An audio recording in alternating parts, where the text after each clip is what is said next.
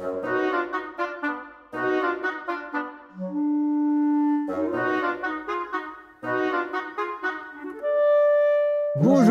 Bienvenue chez nous, les Fred et Jamy du Code Été. Bonjour Fred. Salut Jamy. Les Bonnie and Clyde des services urbanisme, les Bernard et Bianca des infractions urbanistiques. Alors, on nous a proposé aujourd'hui de faire un tuto qui explique comment remplir son permis d'urbanisme sans architecte pour les habitats légers. Ça s'appelle l'annexe 9, spécifiquement l'habitat léger.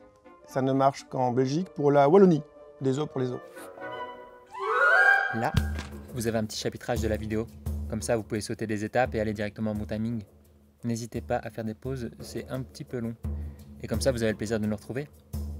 Et vous pouvez retrouver ce chapitrage dans la description avec les liens vers une annexe 9 pré-remplie et tous les documents nécessaires.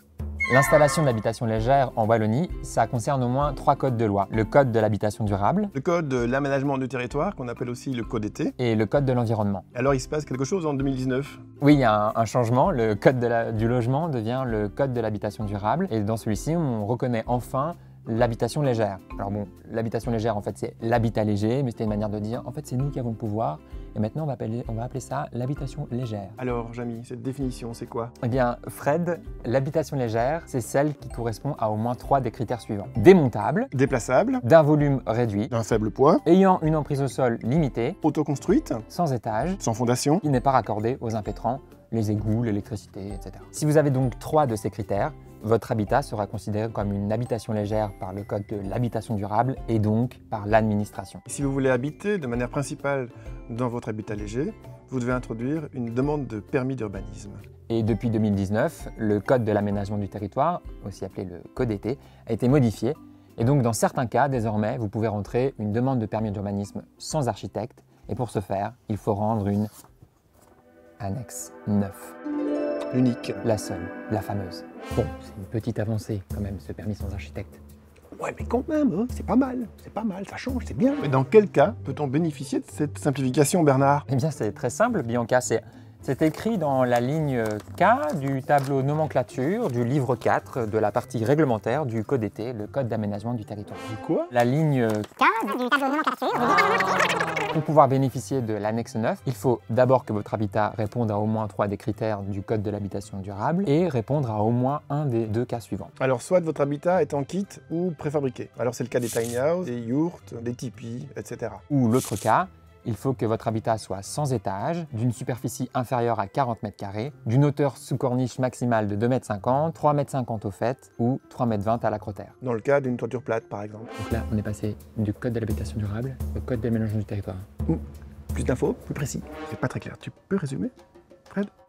Oui, Jamy. Donc en fait, il faut 3 critères de la définition, plus un de ces 2 cas, et là, bim, annexe 9. Ah, ok. Et sinon, annexe 4. Annexe 4 Avec avec architecte. architecte, mais c'est pas le sujet de la vidéo. Donc...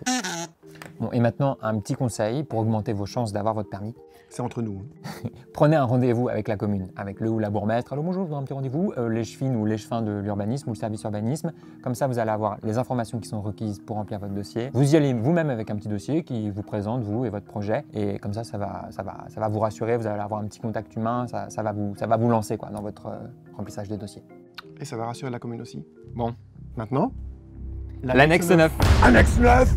À nous deux. Alors, l'annexe 9, c'est pas uniquement pour l'habitat léger. Ça concerne notamment tous les permis d'urbanisme sans signature d'architecte. Et Donc par exemple, poser des panneaux solaires, poser une éolienne, la création d'un logement dans un bâtiment, tout ça, ça peut se faire aussi avec l'annexe 9. Nous, on va se focaliser sur une annexe 9 qui est pour de l'habitat léger, qu'on va remplir ensemble, mais vous pouvez très bien l'utiliser pour tous les cas que tu viens de citer. Comment s'organise l'annexe 9, Bonnie?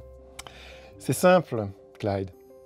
Dans l'annexe 9, tu as un tas de cadres, et ces cadres, on va les remplir ensemble. Ça va être assez simple. Et puis aussi, il y a des éléments complémentaires qui sont des annexes. Il y a des annexes à l'annexe.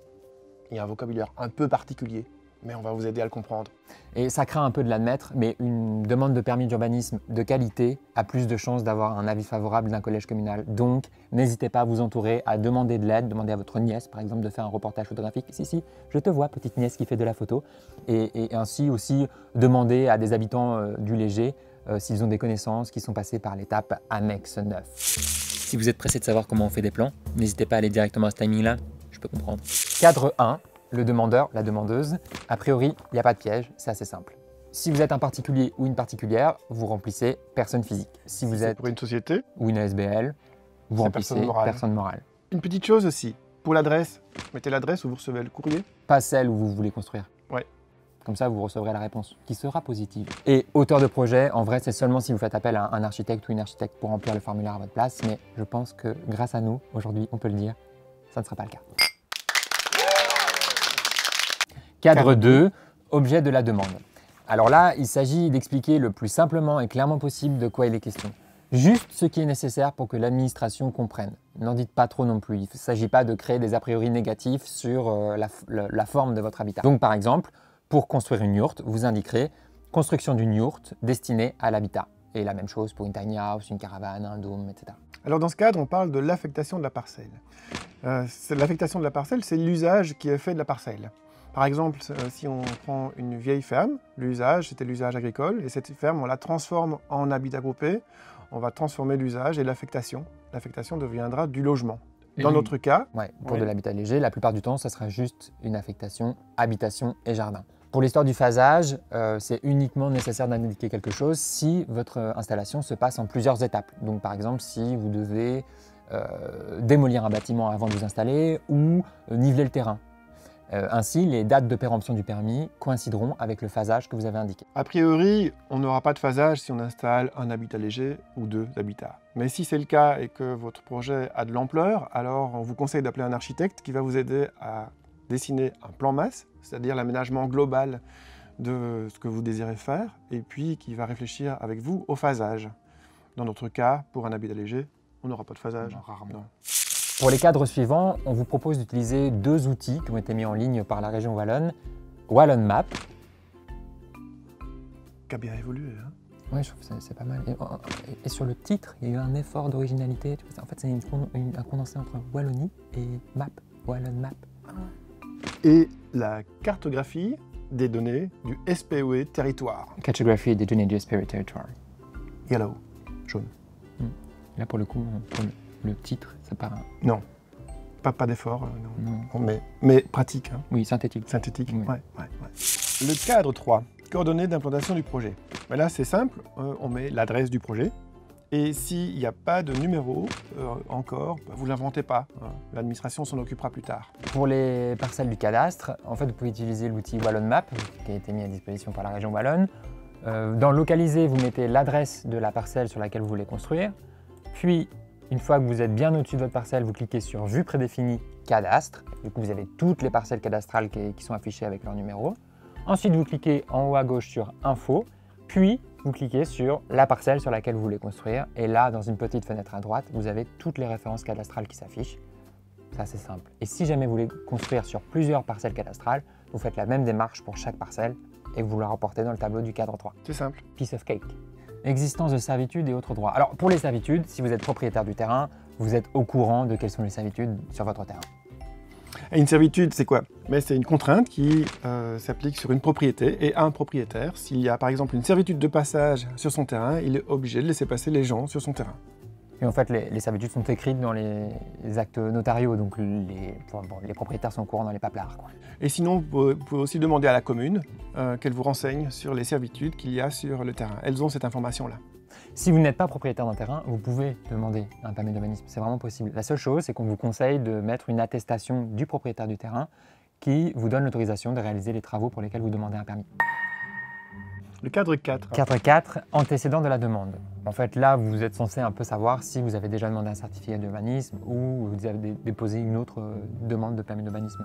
Il y a peut-être un permis d'urbanisme antécédent. Là, vous demandez au propriétaire ou à la commune qui pourra vous répondre. Et s'il n'y a pas d'antécédent, vous inscrivez juste néant. Cadre 5, situation juridique du bien. Schéma de développement territorial, si application de l'article D2.16 du Code été. En fait, là, ça ne vous concerne que si vous voulez construire un bâtiment pour le service public ou si vous comptez urbaniser plus de 15 hectares. On ne vous le souhaite pas, franchement. Donc là, si ce n'est pas le cas, vous inscrivez juste néant. Pour la suite, on vous invite à utiliser la cartographie des données du SPOE territoire, l'autre outil en ligne. Donc comme dans Wallon Map, dans Localiser, vous mettez votre adresse. Ensuite, vous cliquez sur Choix du thème. Vous allez dans Applications spécifiques et là, vous avez les informations pour les demandes de permis et les certificats d'urbanisme. En fait, c'est un petit catalogue de cartes qui a été préparé dans la cartographie des données du SPOE territoire et comme ça, tout est prêt. Vous avez toutes tout près. Donc ensuite, pour le plan de secteur, vous cliquez sur le petit œil à côté de plan de secteur, puis sur l'engrenage et vous cliquez sur légende. Et là, vous avez la couleur sur le plan qui correspond à l'affectation du sol de votre parcelle. Et vous avez juste à le reporter dans l'annexe 9. Et vous indiquez par exemple habitat à caractère rural si vous avez une zone blanche barrée de rouge. On prie pour vous. On prie pour que vous soyez en zone d'habitat à caractère rural ou en zone d'habitat, mais pas en zone forestière ou en zone verte. Parce que là, pour obtenir un permis pour mettre son habitat léger, ça va être coton. Vous n'êtes pas sorti de la berge, comme on dit. Yeah. Bon, pour celles et ceux qui ne savent pas ce que c'est que le plan de secteur, c'est en fait une carte de Wallonie qui indique les affectations des sols par zone. Par exemple, la zone d'habitat à caractère rural, la zone de loisirs, la zone agricole, la zone j'en passe et des meilleurs. Et si vous voulez plus d'informations sur les zones adaptées à l'implantation d'habitation légère, vous pouvez suivre le lien qui est dans la description de la vidéo. La carte d'affectation des sols. Alors là, c'est la COSW, la carte d'occupation des sols de Wallonie. C'est une carte qui indique l'occupation effective des sols, donc c'est légèrement différent du plan de secteur. Pour la consulter, il faut aller sur Wallon Map, l'outil en ligne. Vous vous mettez bien au-dessus de votre parcelle, puis dans Catalogue du géoportail, vous faites la recherche avec COSW, puis dans Agriculture, vous cliquez sur le plus à côté de la carte qui s'affiche. Ensuite, vous cliquez sur Info, vous cliquez sur votre parcelle, et là, dans la fenêtre Info à droite, vous avez l'information qui nous intéresse, et ça sera souvent écrit Territoire artificialisé. Vous reportez juste ça dans l'annexe 9, et c'est bon. Ensuite, schéma de développement pluricommunal. On va faire pluricommunal et communal en même temps. Là, il faut retourner dans la cartographie des données du territoire, SPW, le cartographie des données, bref. Vous vous mettez au-dessus de votre parcelle. Dans le catalogue des cartes, vous choisissez schéma de développement communal. Vous cliquez sur Outils, puis sur votre parcelle. Vous choisissez une méthode d'identification fine ou par parcelle. Vous cliquez sur la parcelle. Et là, de nouveau dans la fenêtre de droite, s'affiche exactement l'information dont on a besoin. Et donc, ça va être la date d'entrée en vigueur du schéma de développement communal ou pluricommunal. S'il n'y en a pas, c'est tant mieux et vous inscrivez néant. Et là, vous pouvez avoir dans la fenêtre info un lien vers le schéma de développement communal et ça peut être intéressant, ou si vous avez le courage, ou le temps, ou les deux, ou les trois, d'aller lire et de savoir quelles sont les règles qui s'appliquent à votre terrain. Pour le schéma d'orientation locale, le guide communal d'urbanisme, le guide régional d'urbanisme, les biens qui comportent un arbre, un arbuste ou une aire remarquable et les sites à réaménager, les sites de réhabilitation paysagère, etc., vous faites la même procédure sur la cartographie des données du SPW territoire et tout est indiqué dans le catalogue. Vous avez juste à redonner les informations. Pour le point, si le projet est soumis aux normes relatives à la qualité acoustique des constructions, dont celles situées dans les zones B, C et D des plans de développement, en fait, ça ne vous concerne que si vous l'habitez dans les régions de Liège et Charleroi. Vous faites une petite recherche internet avec les mots PDLT, aéroport Charleroi, et vous allez voir si vous êtes dans les zones B, C, D. Si c'est le cas, allez au service urbanisme et demandez-leur de l'aide pour remplir les formulaires qui sont alliés avec le permis d'urbanisme. Ce n'est pas trop notre spécialité, on doit dire. Alors, dans le cadre 5, il nous reste les biens soumis à la taxation des bénéfices résultant de la planification. Mais ça, si c'est le cas sur votre terrain, vous êtes certainement au courant. Sinon, vous écrivez néant, parce que ça ne nous concerne pas. Il reste une dernière chose pour le cadre 5, c'est l'application du code wallon du patrimoine. Vous faites exactement comme on a fait jusqu'à maintenant, sur la cartographie des données du SPW, et vous allez trouver toutes les informations qui sont listées dans cette partie-là. On a fini le cadre 5, on est à la moitié. Cadre 6, liste et motivation des dérogations et des écarts. Alors, on va parler des écarts. Pour ce qui est des écarts, il faut aller voir la commune. C'est le plus simple, c'est le plus efficace. Vous allez à la commune, ils connaissent très bien les réglementations qu'il y a sur leur territoire et donc ils vont vous dire en quoi votre projet s'écarte ou pas de ces réglementations qu'on appelle maintenant des guides. Donc par exemple, est-ce que les bardages en bois sont prévus dans les guides communaux ou à quelle distance de la voirie vous pouvez construire. Une fois que vous avez listé tous vos écarts, vous devez les argumenter. Et vous devez, pour ce faire, respecter deux choses. Petit 1, vous devez montrer en quoi vos écarts ne compromettent pas les objectifs des guides, des schémas ou des permis qui concernent votre bien. S'il n'y a pas de guide ou de schéma, en fait, il y en a toujours un, et c'est le SDT, le schéma de développement territorial qui concerne toute la Wallonie. Alors, par contre, ce qui est bien avec ce schéma, c'est que les autorités publiques ont décidé de se prononcer en faveur des habitats alternatifs et spécifiquement de l'habitat léger. Et donc là, pour argumenter vos écarts, vous pouvez utiliser un petit passage pas piqué des hannetons à la page 57. On vous met le lien dans la description de la vidéo. Il y a une deuxième chose à faire, donc, pour argumenter pour un écart, c'est de montrer que vous participez à la gestion et à l'aménagement du cadre bâti et non bâti. Par exemple, vous allez pouvoir parler de lignes de force du paysage et que votre toiture, les formes de votre bâtiment s'inscrivent dedans. La même chose pour les matériaux, pour les teintes, par exemple.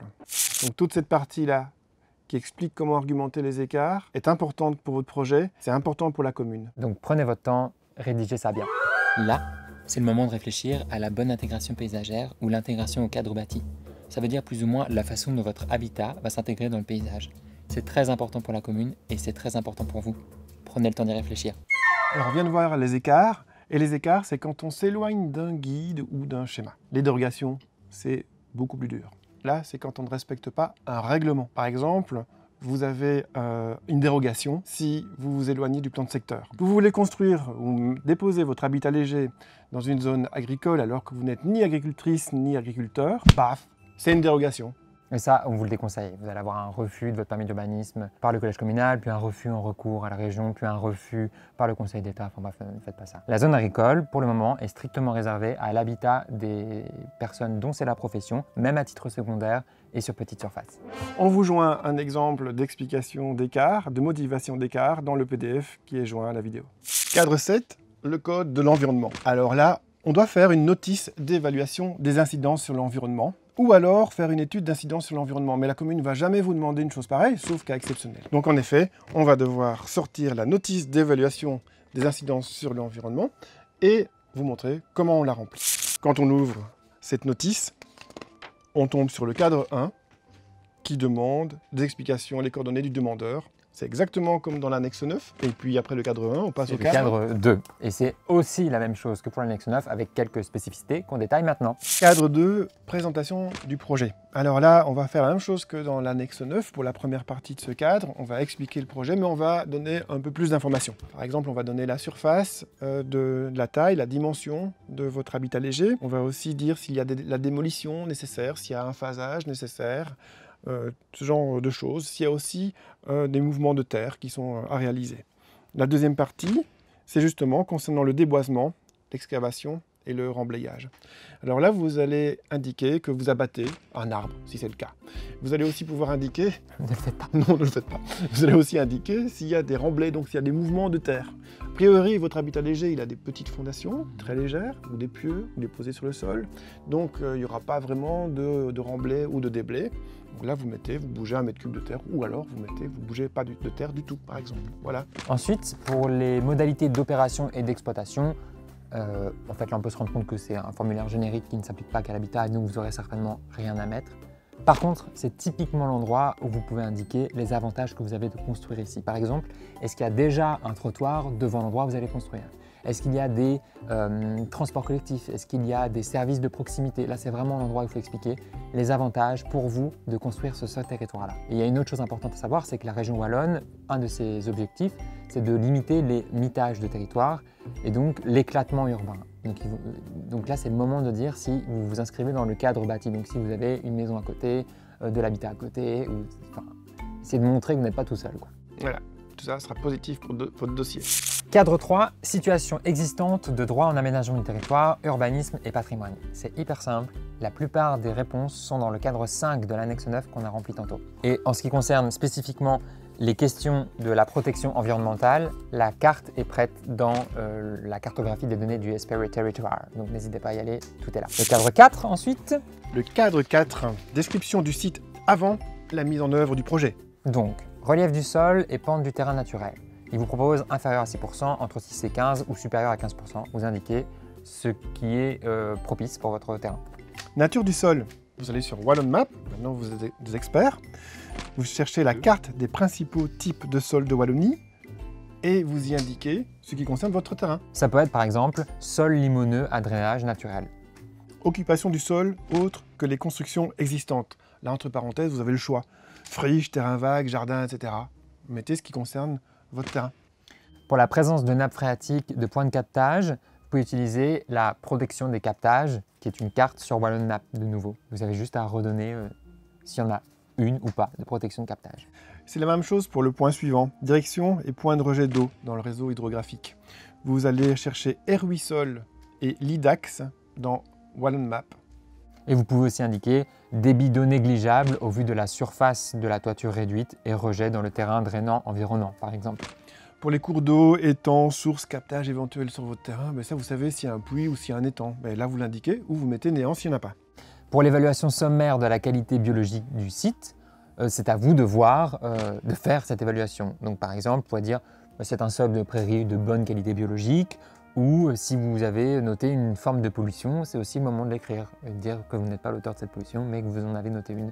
C'est aussi une manière pour la région de faire un recensement de ce type de pollution. Alors pour l'évaluation sommaire de la qualité du site Natura 2000, ça c'est si vous êtes près d'un site Natura 2000.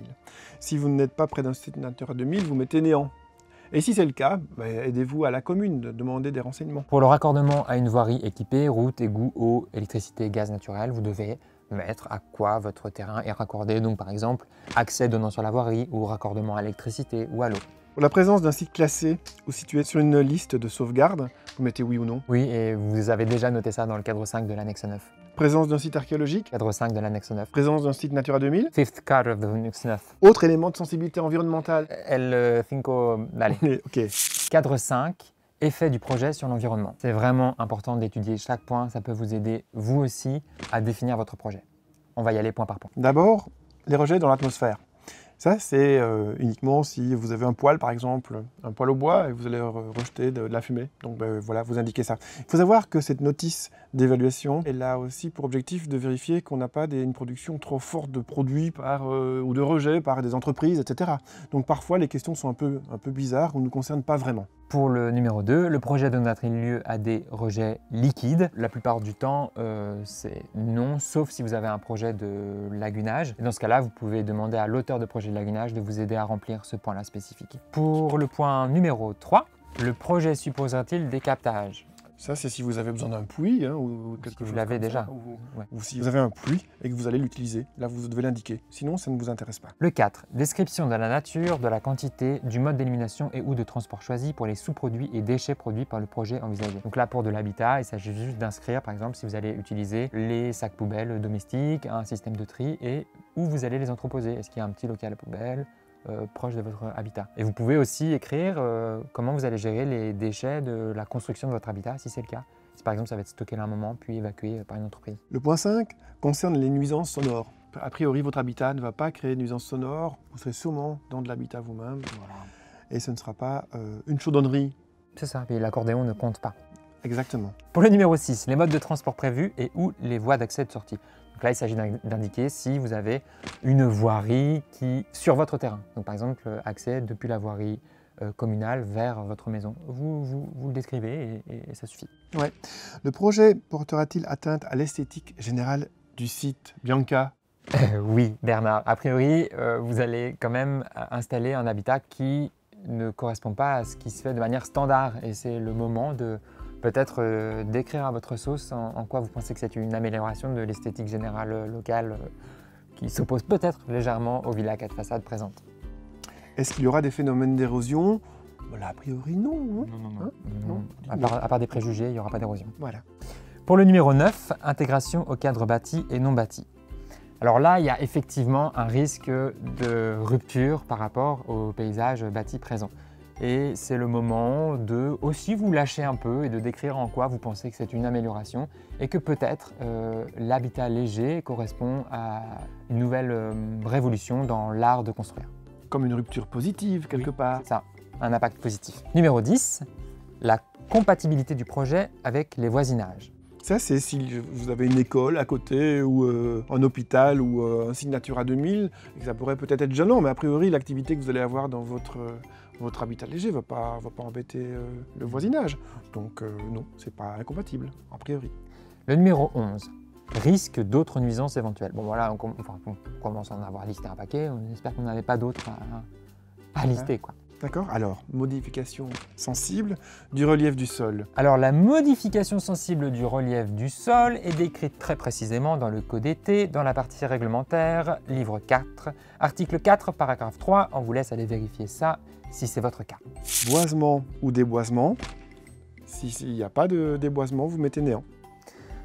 14. Nombre d'emplacements de parking. Là, c'est important d'indiquer parce que la commune va se demander où vous allez parquer vos voitures, si vous en avez. Donc, une ou deux. Et décrivez, par exemple, s'il a fallu artificialiser une partie ou faire un chemin d'accès. un chemin d'accès stabilisé. Voilà. Impact sur la nature et la biodiversité. Alors, bon, on espère que vous pensez avoir un impact positif. Et donc, c'est le moment, par exemple, de dire que vous allez contribuer à la gestion d'un réseau écologique ou ce genre de petites phrases bien tapantes qui pourraient bien passer, quoi. Point 16. Construction ou aménagement de voirie. On en parlait tout à l'heure avec le parking. S'il n'y en a pas, vous mettez néant. Sinon, vous l'indiquez et vous l'indiquerez aussi dans le plan de situation plus loin. Pour le point 17, l'épuration individuelle. Alors en fait, c'est assez réglementé, les projets de lagunage entre autres. C'est seulement si vous n'avez pas la possibilité de vous raccorder aux égouts et que vous êtes en zone d'épuration autonome. Et pour vérifier si vous l'êtes, vous pouvez utiliser la carte PASH. C'est le PASH sur Wallon Map. P-A-S-H. Et donc, dans le cadre, le numéro 17, vous indiquez le numéro d'agrément de votre système d'épuration, si vous pouvez le faire et que vous êtes un auteur de projet.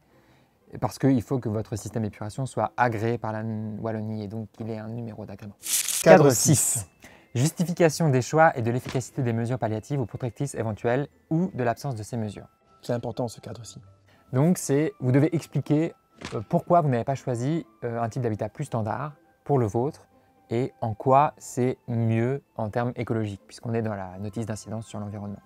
On va consommer par exemple beaucoup moins de matériaux pour la construction de votre logement que pour un habitat traditionnel qui fera peut-être 100-150 mètres carrés.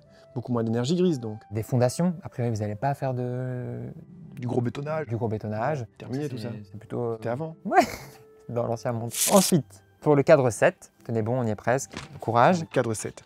Il faut indiquer les mesures prises en vue d'éviter ou de réduire les effets négatifs sur l'environnement. Donc, a priori, il y en a quand même peu. Mais ce que vous pouvez indiquer pour les rejets dans l'atmosphère, c'est par exemple quel type de poêle vous avez choisi et si c'est dernière génération et quel rendement du poêle, son pourcentage de rendement.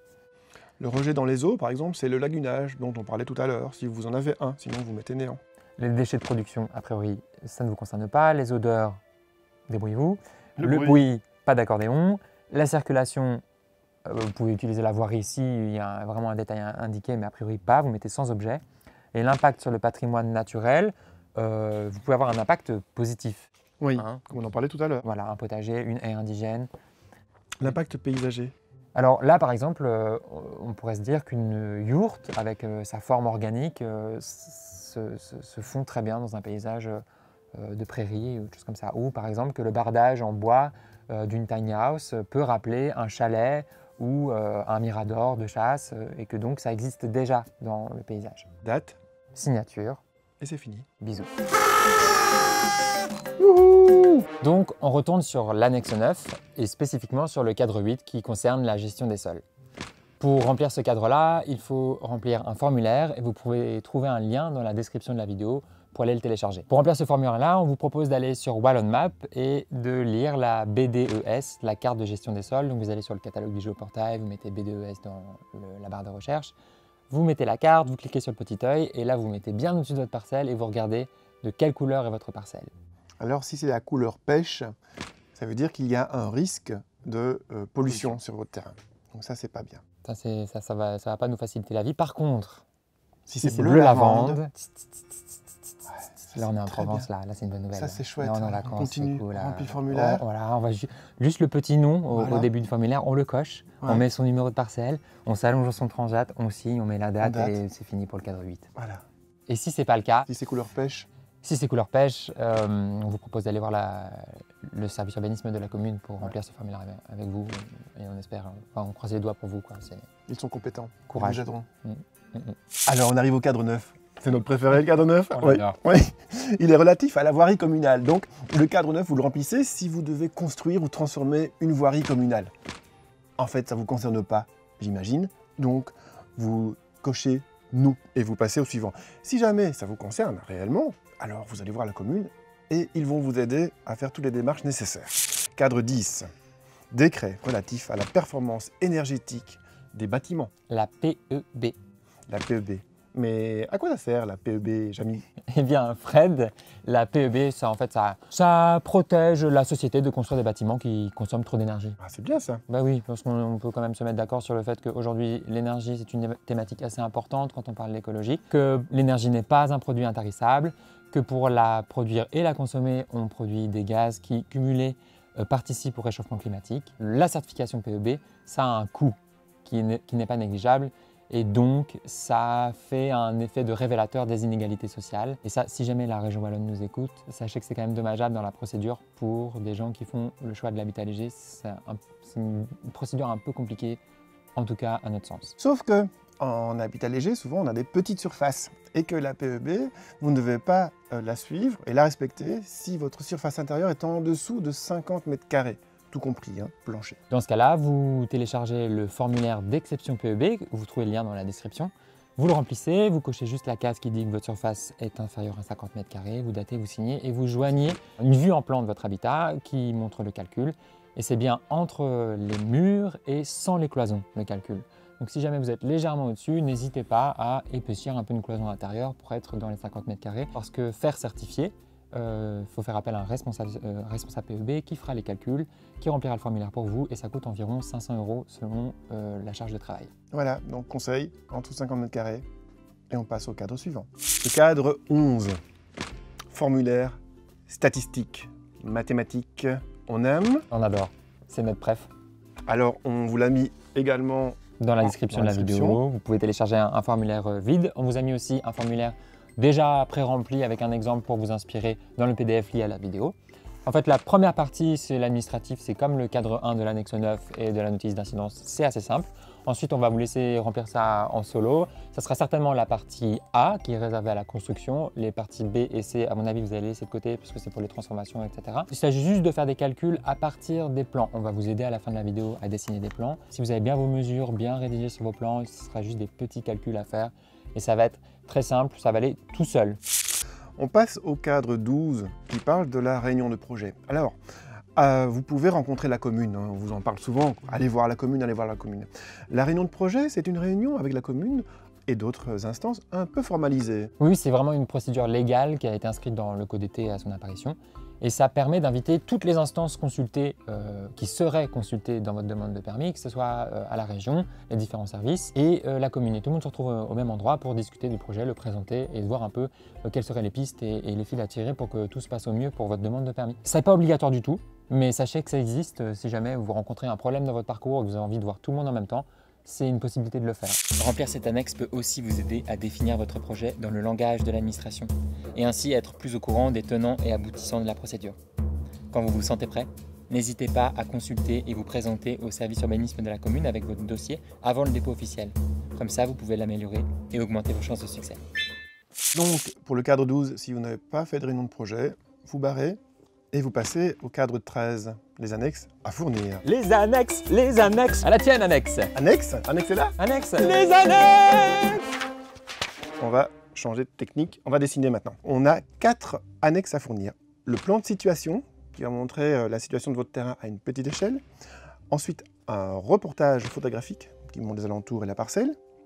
L'occupation de la parcelle, un plan à une plus grande échelle. Et enfin, plan, coupe et façade de votre habitat. On va commencer par le plan de situation. On va de nouveau sur la cartographie des données du SPW territoire, la cartographie du SPW données territoire, et vous vous mettez à une échelle de 1/5000. Comme ça va être parfait au moment de l'impression. En fait, on va juste aller chercher un fond qu'on va imprimer et on va dessiner dessus. C'est assez simple. Vous choisissez dans fond de carte, vous cliquez sur cartoweb.be. Vous rendez visible les parcelles cadastrales dans le catalogue qu'on avait téléchargé sur la gauche. Vous cliquez sur le cadastre, le petit œil pour qu'il s'affiche. Ensuite, vous cliquez sur imprimer. Vous choisissez de télécharger un PDF en A4 et vous choisissez comme titre plan des situations. Vous cliquez sur imprimer, ça va vous télécharger le plan. Ensuite, vous imprimez ce téléchargement et on va dessiner dessus. Vous commencez par tracer un cercle de 200 mètres autour de votre parcelle et pour ça, vous vous aidez de l'échelle qui est imprimée. Ça va être facile avec un petit compas. Ensuite, il vous reste à indiquer les informations demandées dans l'annexe 9, soit la direction, donc il faut mettre une petite flèche vers le nord, il faut savoir que ce sera toujours vers le haut de la feuille avec les cartographies SPW données territoire. Ensuite, vous mettez le statut juridique et la domination des voiries. Donc là, ça va être par exemple National 949, chaussée de Reux, choses comme ça. Ensuite, vous mettez l'affectation ou la nature des bâtiments dans un rayon de 50 mètres autour de votre parcelle. Donc par exemple, habitat ou bâtiment communal. Et il ne vous reste plus qu'à mettre l'indication numérotée des prises de vue du reportage photographique. Donc par exemple, la photo numéro 1, vous mettez un petit 1 dans un cercle et une flèche dans le sens duquel vous avez pris la photo. Et voilà. Après le plan de situation vient le reportage photographique en couleur. Le reportage photographique en couleur, effectivement, c'est vraiment un outil essentiel pour que la commune se rende compte à quel endroit vous allez construire, dans quel paysage, quelles sont les constructions autour de votre futur habitat. Donc prenez le temps, appliquez-vous, c'est vraiment important. Aidez-vous de votre fameuse nièce, qu'on salue d'ailleurs. C'est assez bien décrit dans l'annexe 9, le type de photos qu'il faut faire, le nombre de photos qu'il faut faire. On vous laisse lire ça, ça va très bien se passer. Et il faudra juste vérifier, quand vous allez remettre les photos sur des feuilles A4, et que vous allez les numéroter, que les numéros correspondent aux numéros que vous avez mis sur le plan de situation. Il nous reste l'occupation de la parcelle. Et pour l'occupation de la parcelle, on va retourner sur Wallon Map. Merci Jamy de t'en occuper. Pour ce faire, vous mettez bien au-dessus de votre parcelle, vous choisissez une échelle où on voit bien toute votre parcelle le plus grand possible. Ensuite, vous cliquez sur les vues prédéfinies, puis sur cadastre. Ensuite, vous cliquez sur fond de plan et voyage dans le temps et vous choisissez une transparence soit 100%, soit 50% si vous voulez vous aider de la vue satellitaire pour dessiner exactement l'endroit où vous comptez mettre votre habitat. Ensuite, vous cliquez sur imprimer. Vous choisissez de télécharger un PDF. Comme titre, vous pouvez mettre occupation de la parcelle, comme ça sera déjà inscrit. Et vous téléchargez ce PDF. Là, ça nous fait déjà une bonne base pour pouvoir dessiner dessus chaque élément qui est demandé dans l'annexe 9. Nous, on ne demande qu'une commission de 10 000 $ pour chaque point que vous aurez réussi à dessiner sur ces plans. C'est donné. Premier point, dessinez les limites de la parcelle. Vous prenez un feutre et vous surlignez les limites de votre parcelle et vous écrivez avec une petite flèche « limite de la parcelle ». Ensuite, vous devez dessiner en vue en plan, c'est-à-dire en vue du dessus, ici, les bâtiments qui sont déjà sur la parcelle concernée avant que vous vouliez construire. Il faut être assez précis dans la manière de les placer sur la parcelle. Peut-être que vous allez les voir par transparence s'ils étaient déjà là depuis longtemps. Et il n'y a que ça à faire. Et s'il n'y en a pas, vous ne dessinez rien. Ensuite, vous devez dessiner ce que vous voulez ajouter à la parcelle, en bâtiment. Donc de nouveau, en vue en plan, grâce à une flèche, vous pouvez indiquer les matériaux de parement des élévations et de couverture des toitures. Par exemple, bardage naturel, bardage en bois de teinte naturelle ou toiture en tôle ondulée anthracite ou toile de yourte En coton rouge-brun. Voilà, rouge-brun, c'est pas mal, rouge-brun. Ensuite, vous devez dessiner là où les servitudes, s'il y en a. Si par exemple, vous partagez un chemin avec un voisin, il faut juste écrire servitude avec le voisin. Ouais. C'est simple. S'il n'y en a pas, vous n'inscrivez rien. Ensuite, il s'agit de dessiner les aménagements déjà présents ou ceux que vous comptez mettre pour bien vivre à cet endroit et participer à l'intégration paysagère. Donc par exemple, il s'agira de dessiner les clôtures, les arbres à haute tige, les haies en les nommant et si besoin en indiquant s'ils restent, s'ils disparaissent ou si vous comptez les mettre en même temps que votre habitat. Et pour finir, si vous avez besoin d'aménager quelque chose pour l'écoulement des eaux pluviales, vous devez le dessiner. Donc par exemple, le placement d'un drain sur votre terrain. Ou un lagunage. Et ça, oui, et il y a aussi la manière dont vous gérez les eaux usées. Donc là, vous devez dessiner soit une fosse septique, soit un lagunage, soit un raccord aux égouts. Et enfin, On va encore zoomer un peu plus. voici un exemple guidé des vues en plan, en élévation et coupe de votre habitat. Que vous devez ajouter à votre annexe parce que vous créez un logement. Et là, c'est Jamy, le roi du stylo, qui va vous faire un petit exemple.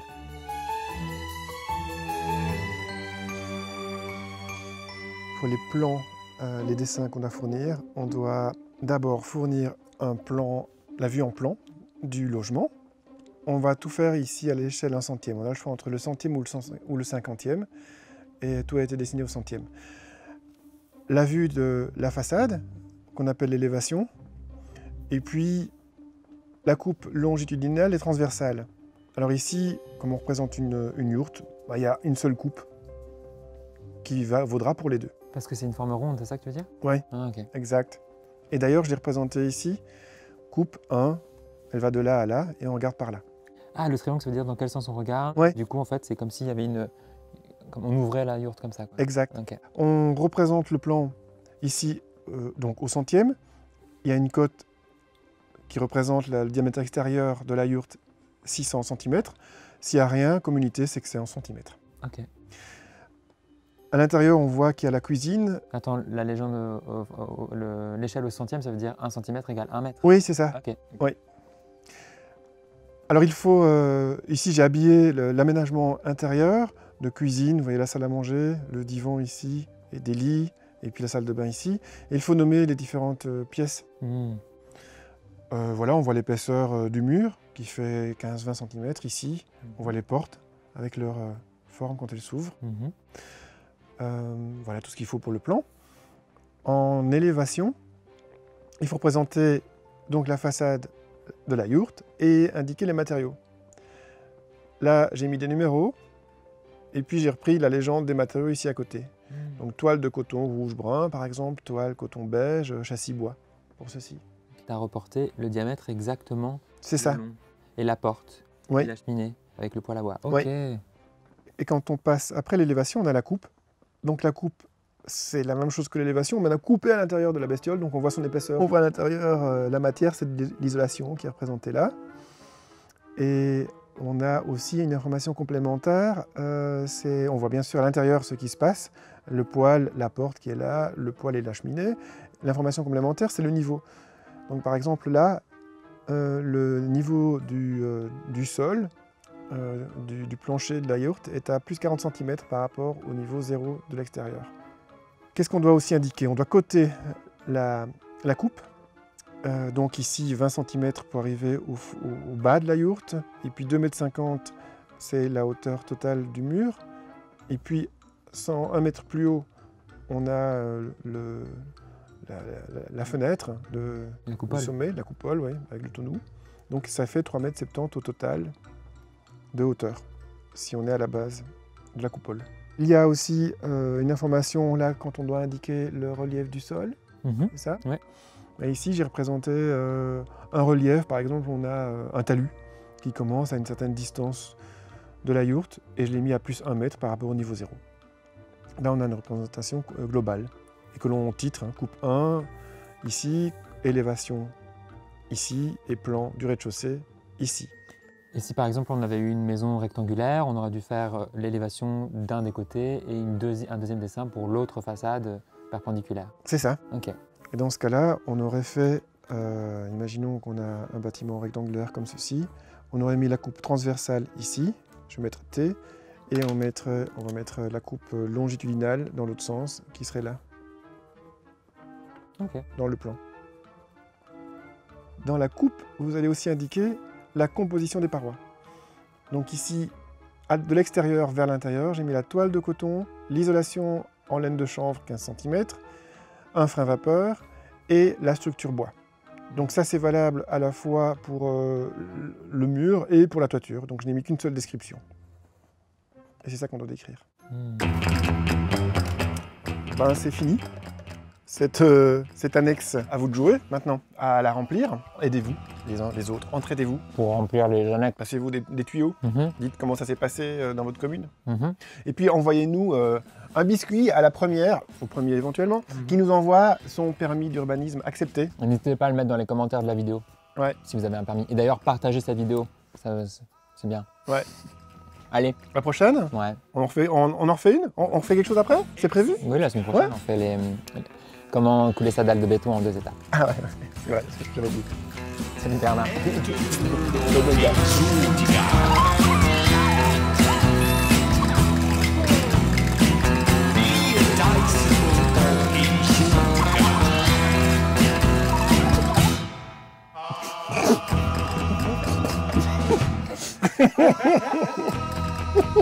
Excellent. Jingle.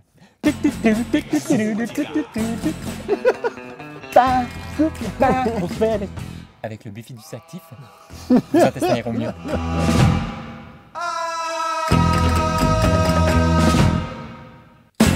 Exotica.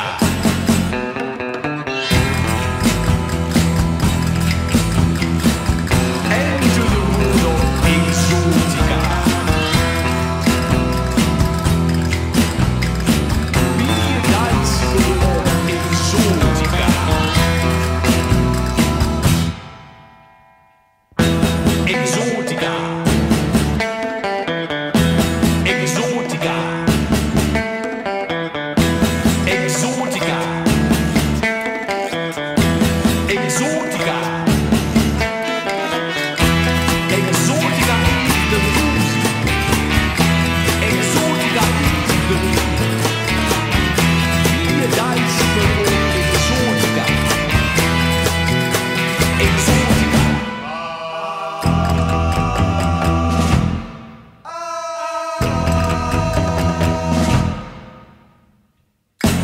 Exotica.